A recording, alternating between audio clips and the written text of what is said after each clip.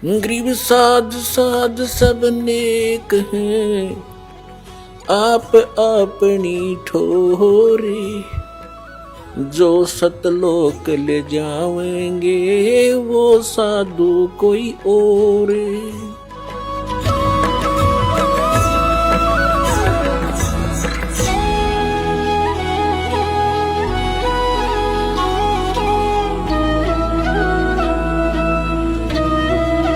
अब क्या बताते हैं कि नर नारायण देह पाकर तो फिर 84 जाही, कुल परिवार तेरा सकल कबीला, मसलत एक ठराई। बांध पिंजड़ी आगे धर लिया, मरगट को ले जाही। मृत्यु होते ही कुल के लोग इकट्ठे हो जाएंगे और उसी समय कहेंगे उठाओ इसको, उठाओ जल्दी करो। और उसी समय उठा के कहते बांध पिंजड़ी आगे धर लिया, मरगट को ले जाई। और अग्नि लगा दिया जद लंबा, फूक दिया उस ठाई। अब शरीर तो फूक दिया, अब आगे फिर इन नकली गुरुओं ने एक और नया प्रोसेस शुरू करा दिया। कहते हैं पुराण उठा फिर पंडित आए, गुरुजी आगे और पीछे गरुड़ पढ़ाई। तेरा गजब भैया। परमात्मा कहते हैं जो मरने वाला मर गया और अब उसके उपलक्ष्य में गरुड़ का पाठ करा रहे हो तुम। अब गरुड़ पुराण में बहुत ही ऐसी बातें हैं जो जीव ने पहले पढ़ लेनी चाहिए। उसमें लिखा है कि एक ने ऐसा जुल्म किया था, उसका बेटा मर गया। उसने ऐसा अपराध किया था, उसकी आंखें फूट गई। एक ने ऐसा अपराध करते थे, उसके हाथ कटते हैं। यम के दूत आते हैं, जो भक्ति नहीं करते, सच्ची भक्ति नहीं करते, उनको पकड़ कर ले जाते हैं, जो दान धर्म नहीं करते। और आगे क्या देखते हैं कि ऐसी गर्म जमीन के ऊपर से ले जाते हैं नंगे पैरों उसको। आगे जो शुभ कर्मी प्राणी है वो भंडारा छक रहे होते हैं, खीर खांड हलवे उनके लड्डू जलेबी खा रहे होते हैं। और वो कर्महीन प्राणी, भक्तिहीन प्राणी, दानहीन प्राणी वहां से जाता है और देखता है। उनको कहता है यम के दूतों से, भगवान के दूतों से कि भी मुझे भोजन करा दो, मुझे भूख लगी है। वो कहते हैं नहीं, तेरे शुभ कर्म नहीं है, चल तुझे भगवान के दरबार में पेश करके तुझे फिर कुटाई करेंगे तेरी। कहते हैं परमात्मा का कहने का उद्देश्य ये है कि वेद पुराण उठा फिर पंडित आगे पाछे गरुड़ पढ़ाई, कि उसको गरुड़ पुराण का पाठ पहले कराना चाहिए था, पहले सुनाना चाहिए था। वो बुराइयां बचता, डरता और शुभ कर्म कर जाता और उसकी दुर्गति ना होती। वो तो गधा बन गया और पाछे उसका गरुड़ पुराण का पाठ करा रहे। अब क्या फायदा मरने के बाद मुंह में घी डालन का। अब क्या बताते हैं कि पुराण उठा फिर पंडित आए, पीछे गरुड़ पढ़ाई।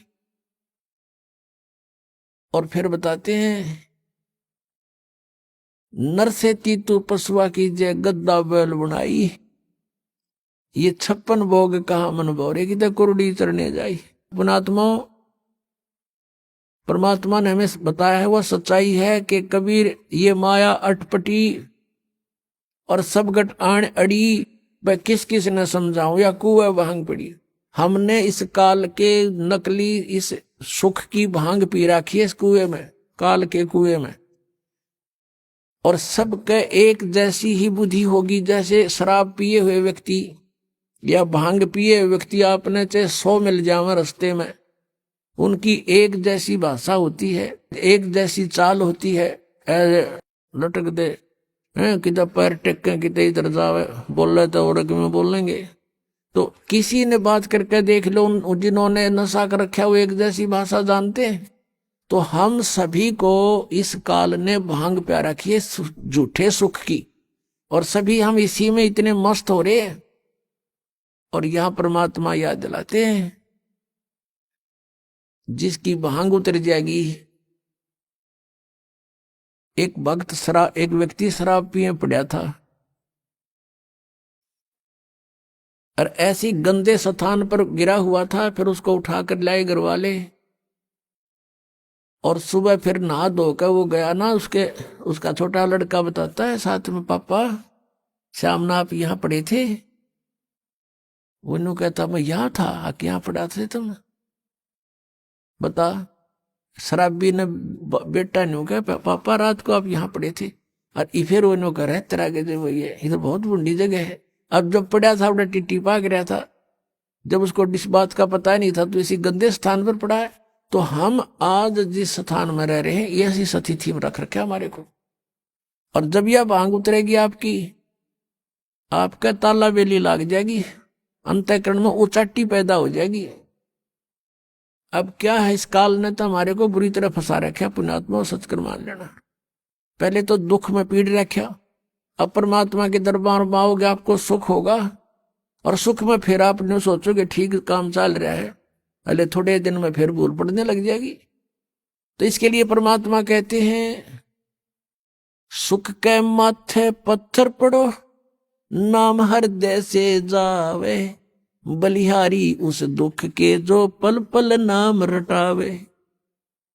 अब कबीर साहब कहते हैं आपने ये धारणा बनानी चाहिए कि आग लगाई से सुख का जिससे भगवान की भूल पड़े, हे भगवान ऐसा सुख भी ना देना जिससे आपकी भूल पड़े, ऐसा दुख भी दिए रखना परमात्मा, धन्य है वो दुख जिससे आप याद आओ, आपके ऊपर कष्ट आए, आपने सब जगह ट्राई की नहीं बात बनी, आप यहां भी ट्राई करने आए हैं कुछ तो, और यहां तो यह बात पक्की बनेगी जब मन में आपने सच्चे दिल तो भक्ति की और नाम ले लिया था। मर्यादा रखनी पड़ेगी।